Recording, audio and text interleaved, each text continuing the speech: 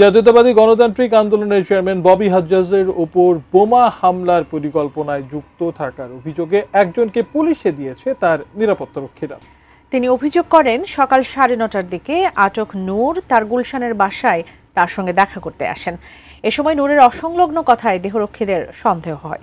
পরে জিজ্ঞাসাবাদে নূর বোমা হামলার পরিকল্পনার বিষয়টি স্বীকার করে বলে জানান ববি হাজ্জাজ। তার দাবি, নূর স্বীকার করেছেন নিষিদ্ধ ছাত্রলীগের ঢাকা মহানগর উত্তরের সহ সভাপতি মোস্তফা আল নাফিজের নির্দেশে নূর এ হামলার পরিকল্পনা করছিল।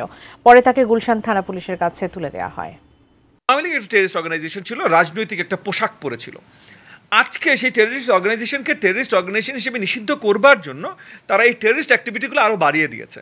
তারা যে আগেও আমাদের উপরে কোপাকুপি করতো না তা না, কিন্তু যে তারা তাকে আগে ওপেনলি করতে পারতো, কারণ আইন শৃঙ্খলা ব্যবস্থা তাদের হাতে ছিল।